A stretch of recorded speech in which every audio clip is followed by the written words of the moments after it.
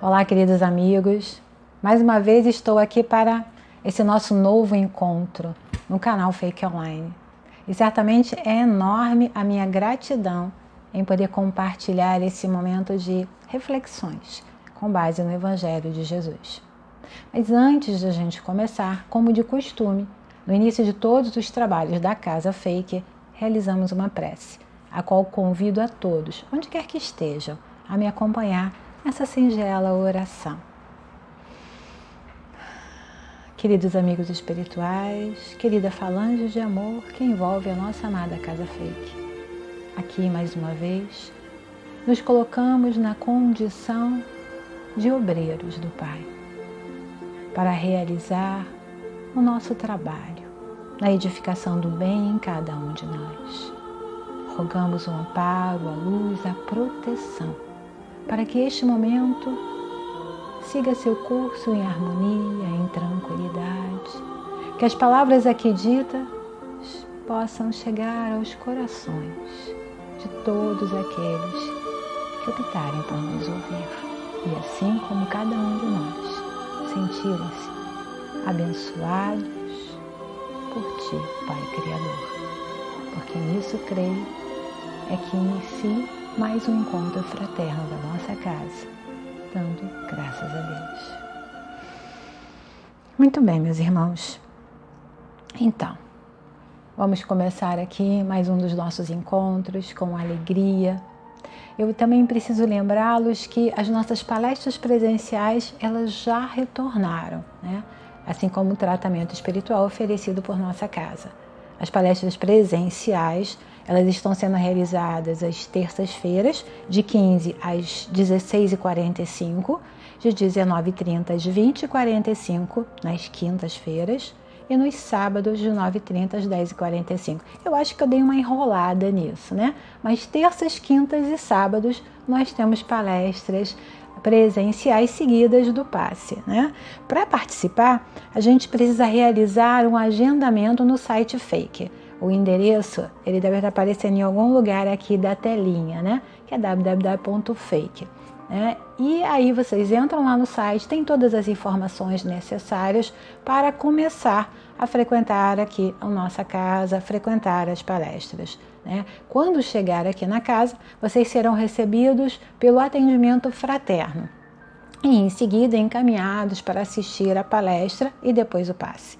A gente lembra que vocês vão precisar trazer uma garrafinha com água, caso queiram que ela seja fluidificada. E podem ficar absolutamente tranquilos em seu retorno, uma vez que nós estamos adotando todos os critérios de segurança estabelecidos pelas autoridades sanitárias locais. Né? Por questões também do protocolo sanitário, é preciso comprovar as doses da vacinação contra a Covid-19. E claro, devem usar a máscara durante todo o tempo que permanecerem aqui na Fake. Fazemos isso para dar mais segurança, mais tranquilidade a todos que voltarão aqui a frequentar a nossa casa, que está de braços abertos para receber a todos. Bom, hoje eu gostaria de refletir com vocês sobre um tema proposto no Evangelho segundo o Espiritismo. Nós estamos fazendo uma série de vídeos palestras, tá? Cuja base está no Evangelho segundo o Espiritismo. E a proposta de hoje é trabalhar esse tema no modelo usado para o Evangelho no Lar. Né? Para quem não está familiarizado com a prática do Evangelho no Lar, ela consiste tão somente na leitura de um texto do Evangelho, que pode ser o Evangelho segundo o Espiritismo ou o Evangelho tradicional, a Bíblia, em um dia e hora agendados. E por que do agendamento? O agendamento, ele visa uma disciplina para o estudo. Sem disciplina, a gente não chega a lugar algum, né? Então, a gente tem uma disciplina para estudar, marcando um dia e um horário específicos para realizar aquela leitura do texto do Evangelho. E, claro, fazendo isso, nós também garantimos as boas vibrações da equipe espiritual que sempre envolve esse momento, né? E como é um estudo, nós hoje, usando essa técnica, esse modelo, essa prática, nós vamos refletir e comentar os pontos abordados no texto, mas isso de uma forma muito simples, como fazemos realmente na leitura do Evangelho no nosso lar. Vamos deixar fluir as ideias que a leitura promover. É isso que eu os convido a fazer. Então, Evangelho segundo o Espiritismo, capítulo 5. E o texto que vai ser estudado hoje, ele tem por título uma pergunta. Deve-se pôr um fim às provas do próximo? E quem nos traz esse texto é o Espírito Protetor, assina como Bernardin, em Bordeaux, 1863. E realmente começa o texto com uma pergunta. Então, abre aspas. Deve-se pôr um fim às provas do próximo? Ou é preciso, por respeito às vontades de Deus, deixá-las seguir seu curso? E essa é uma pergunta bem inquietante, não é, meus amigos? Ou seja, se estiver a nosso alcance, nós devemos interferir nas provas do outro? Ou devemos nos manter distantes, imóveis, na plateia? E Bernardin assim começa a reflexão a partir dessa pergunta feita. Vamos ver o que ele diz. Dissemos e repetimos muitas vezes que estais na terra de expiação para concluir vossas provas. E tudo o que vos acontece é uma consequência de vossas existências anteriores. É o peso e obrigação da dívida que tendes a pagar. Mas este pensamento provoca reflexões em algumas pessoas, ideias às quais é necessário combater, pois poderiam ter consequências desastrosas. Fecha aspas. Observem que não é tão simples responder ao questionamento feito, porque, como em tudo mais, precisa de contexto.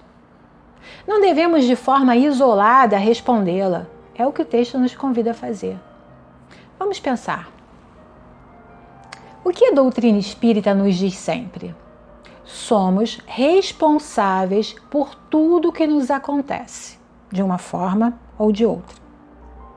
Em encontros passados, aqui mesmo, pelo canal da Fake Online, nós falamos sobre causas anteriores e causas atuais das aflições, as quais deixam bem clara essa questão.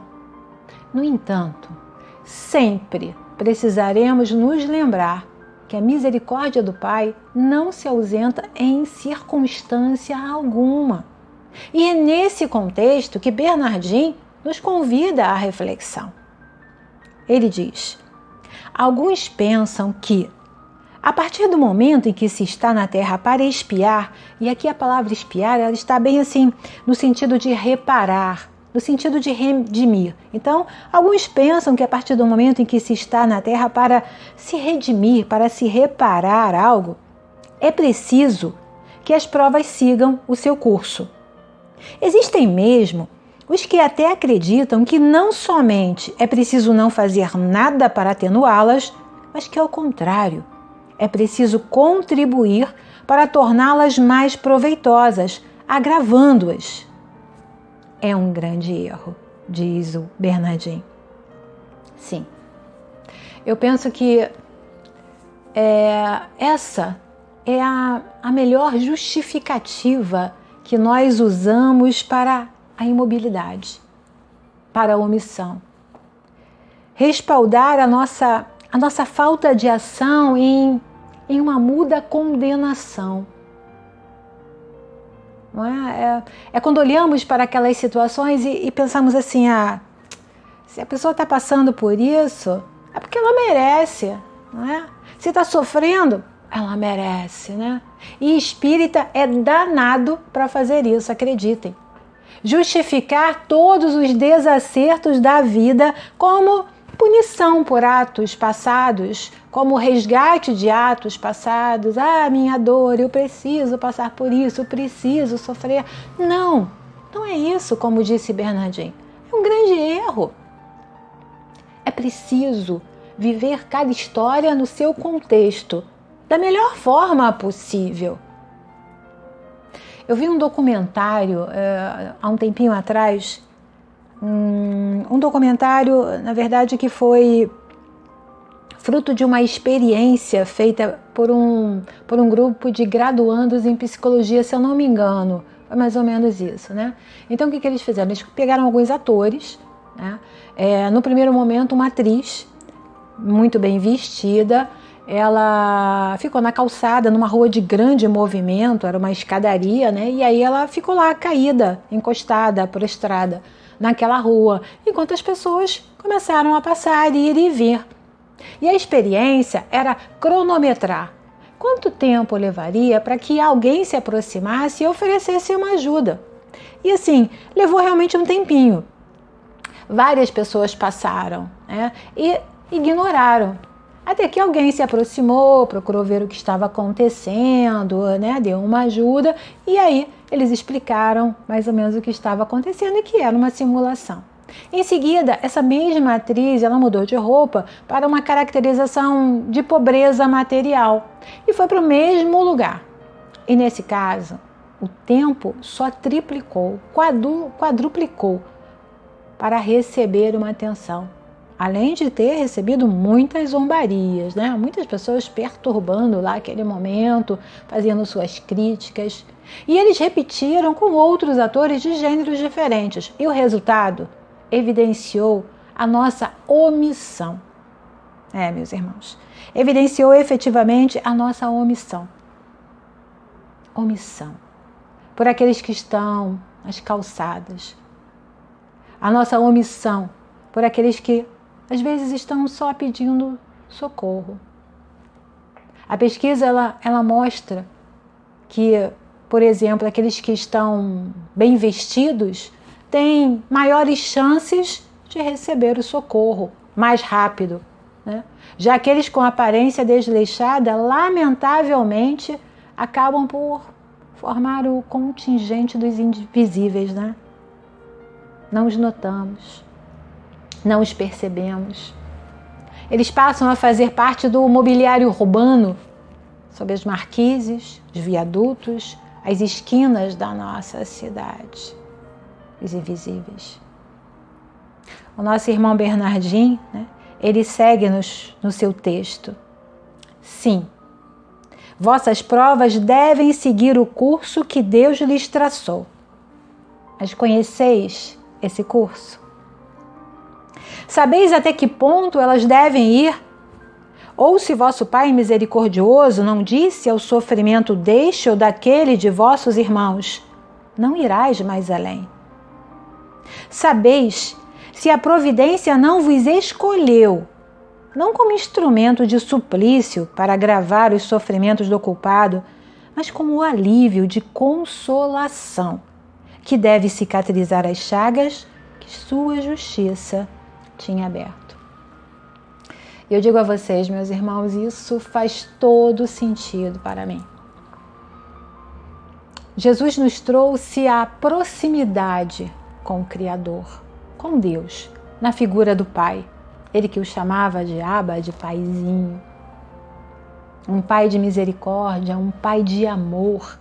E enquanto Pai, eu creio que não se sente feliz ao ver a dor do seu filho. Aliás, que pai se sentiria feliz com isso? Em Mateus capítulo 7, nós temos exatamente essa questão descrita, né? Onde ele diz, qual de vocês, se seu filho pedir pão, lhe dará pedra? Ou se pedir peixe, lhe dará cobra? Se vocês, apesar de maus, sabem dar coisas boas aos seus filhos, quanto mais o Pai de vocês, que está nos céus, dará coisas boas àqueles que lhe pedirem. E Jesus falava no contexto do pedir. Sim, o Pai atende a todas as nossas necessidades. Porém, crianças rebeldes que somos, precisamos sim da educação. E esse é o princípio que norteia a minha vida. Mesmo quando eu precisei ser um pouco mais dura na educação do meu filho, eu busquei não negar a doçura nesse processo. Eu não sei se consegui, pois é certo que cada um de nós somente consegue dar aquilo que possui, mas eu dei o meu melhor. Eu não tenho dúvidas quanto a isso. E não foi uma tarefa fácil ter que dizer não. Doeu incontáveis vezes ter que ver a frustração e até a decepção em alguns momentos. Tudo isso estampados no rosto daquele que mais amo nesse mundo. Aquela pessoinha que eu posso dizer a vocês com muita segurança que me ensinou o significado do amor. Mas precisei dizer. Fazia parte daquele momento. Era importante viver aquele momento. Eu imagino até que meu filho possa discordar de mim quando eu digo que usei de firmeza com doçura, não é? Ele pode discordar disso ao lembrar as vezes em que não pôde sair com os amigos ou quando não comprei algo que ele queria muito. Para ele, talvez tenha sido uma dor provocada por uma mãe temperamental e difícil que estava exercitando o seu poder. No entanto, foi tão somente um processo educacional, se eu assim posso chamar. A negação dos nossos desejos equivocados nos leva ao aprendizado, isso é certo. Aprender a lidar com frustrações nos capacita para uma vida mais feliz, reduzindo as falsas expectativas de que o mundo está para nos servir, algo tão nocivo e tão comum nos dias de hoje, cujas consequências são bem dolorosas para quem assim vive e percebe o mundo. São as famosas crianças mimadas que, ao se tornarem adultos, sofrem as dores desse crescimento tardio. Sim, meus irmãos, e é duro crescer. Estamos na escola da vida e, enquanto escola, aprender é a meta. E não há construção de saber sem esforço, testes, simulados, dedicação, erros e acertos. E nosso amigo, Espírito Protetor, ele continua esse belíssimo texto nos dizendo, abre aspas, quando virdes, pois, um de vossos irmãos feridos, não deveis dizer, é a justiça de Deus. É preciso que ela siga seu curso. Mas dizei ao contrário. Vejamos que meios nosso Pai misericordioso colocou em meu poder para suavizar o sofrimento de meu irmão. Isso me lembra aquela passagem do sirineu chamado Simão, apontado nos evangelhos como aquele que levou a cruz de Jesus, né? Não por um ato de bondade, mas assim o fez, minimizando aquele momento tão doloroso para Jesus. E nós, que ao contrário do sirineu temos escolha, imagine o que podemos fazer desde que desejemos. Tem uma frase que eu gosto bastante e ela é atribuída a Martin Luther King, que diz: o que me preocupa não é o grito dos maus, mas o silêncio dos bons. Ou seja, o bem, o valor, requerem ação. Para que o mal aconteça, basta imobilidade, basta cruzar os braços e justificar isso como respeito às escolhas alheias, não intromissão, justiça divina, e por aí vão tantas desculpas para a nossa falta de caridade, de fraternidade e, por que não dizer, humanidade. O convite de hoje é para repensar nossas atitudes cotidianas. Como estamos atuando na vida? Como juízes das faltas alheias ou como irmãos de caminhada? Como?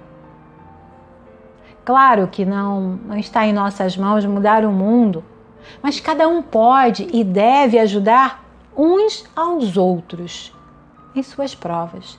E para isso basta estar atento, disponível. Oferecer conforto emocional a quem nos busca, o que muitas vezes significa somente estar disponível para ouvir. Será que Eu fico pensando isso às vezes, né? Será que alguém já o buscou com suas angústias, com suas dúvidas, com seus medos, e ao contrário de ouvir, você adotou a postura da crítica ou das soluções para questões que não são a sua realidade? Como você agiu? Usou aquela frase tão comum: ah, se fosse eu, faria isso ou aquilo. Eu dava logo o meu jeito. Sim, isso é oferecer uma solução que fala de quem nós somos e não de quem a pessoa que buscou o nosso conforto é. Ouvir é uma habilidade que precisa ser exercitada como tantas outras habilidades. Sim, estar presente não só fisicamente. Isso é algo que, na atualidade, também é um grande desafio. E é outra habilidade a ser praticada, exercitada e desenvolvida. Como fazer uma refeição em grupo sem olhar sequer uma vez o celular? Isso é estar presente. Nós chegamos ao absurdo de trocar mensagens via aplicativo com alguém que está sentado à mesma mesa. Ficamos ali grudados na telinha rindo, no nosso universo fechado. E não usamos aquele momento. Eu fico me questionando, será que estamos perdendo a habilidade da comunicação direta? A habilidade de conversar, de falar, ao invés de enviar mensagem escrita ou enviar áudio? Não sei. Com a pandemia, nós nos distanciamos do contato físico, sim. E um novo comportamento surgiu. Mas eu acredito que seja bom lembrar: nada conforta mais que estar dentro de um abraço, como tão bem diz aquela canção do Jota Quest, não é? Tudo que a gente sofre, num abraço se dissolve. Tudo que se espera ou sonha, num abraço a gente encontra. Eu sinto falta do abraço. O abraço que conforta, o abraço que acalenta, o abraço que diz: tudo vai dar certo, eu tô aqui, conta comigo. Por isso é preciso estar atento às inúmeras oportunidades de servir, uma vez que estamos vivendo certamente nessa escola chamada Terra. Estamos aqui vivendo o aprendizado dessas leis soberanas e justas, leis de Deus, leis que esse Pai de amor criou para todos nós, cuja base ela está naquilo que eu chamo de amor-atitude. E eu acredito firmemente que a nossa natureza ela está centrada na fraternidade, na solidariedade. E basta olharmos o quanto nós, enquanto povo, estamos prontos a auxiliar uns aos outros quando ocorrem catástrofes, como a de Petrópolis há não tanto tempo, e mesmo naquelas motivadas em questões políticas, como a guerra entre Rússia e Ucrânia, algo absurdo de se olhar, de se ver, de se imaginar estar acontecendo na atualidade. Mas quantos se solidarizaram para acolher materialmente aqueles necessitados, quer seja da guerra, quer seja do desastre lá em Petrópolis? Quantos dispuseram do seu tempo, da sua energia para tal tarefa, e em alguns casos arriscando a própria vida para auxiliar o outro? Se partíssemos do princípio em que todas aquelas pessoas, de alguma forma, precisavam ou mereciam passar por aquela situação, as ações fraternas e solidárias não teriam acontecido, não é verdade? Isso por si só já comprova a minha crença na essência amorosa existente em todos nós. Em relação à guerra, eu vi no noticiário algo que eu achei assim muito interessante e me tocou realmente.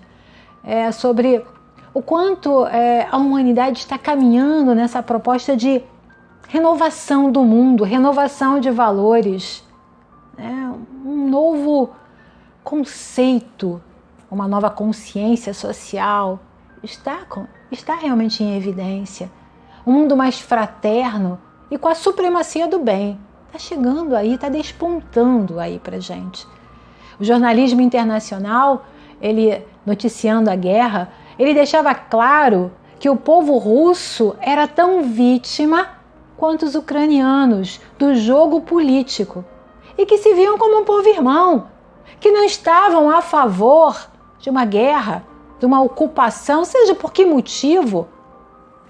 A política havia definido para que tal aberração acontecesse. Eles se viam como irmãos. E essa é a beleza da criação de Deus. O sentimento de irmandade que nos une. Esse foi o chamado de Jesus ao enfatizar a paternidade de Deus e a afirmar que somos filhos dele. Filhos de um Pai de imensa sabedoria e grandioso amor. E, portanto, irmãos, independente de cor, credo, idioma ou qualquer diferença que nos constitua. O texto do nosso amigo espiritual, que está lá no Evangelho segundo o Espiritismo, no capítulo 5, ele termina assim, abre aspas. Resumamos desse modo.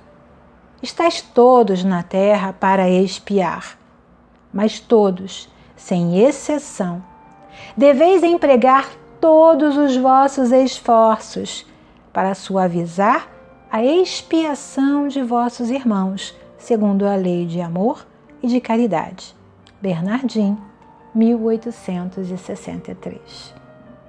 E era isso que eu gostaria de compartilhar com vocês, queridos amigos, irmãos de caminhada. Estamos aqui nessa existência e todos estamos em aprendizado. Instrumentos da bondade e misericórdia do Pai, vivendo sim o resgate das nossas dívidas na forma de aprendizado. Aprender a transformar a existência para que a felicidade, que ainda não é deste mundo, ela envolva todos nós, A nossa essência é amorosa. A fraternidade, que seja a nossa bandeira e que estejamos atentos a servir uns aos outros, como exemplificou Jesus ao lavar os pés dos seus discípulos e a educar a todos nós. Assim, eu vou ficando por aqui, desejando que todos tenham um momento especial em nossas vidas, com as bênçãos do nosso amado Mestre Jesus. E eu os convido para mais uma vez uma prece, onde agradecemos a oportunidade de compartilhar esse momento.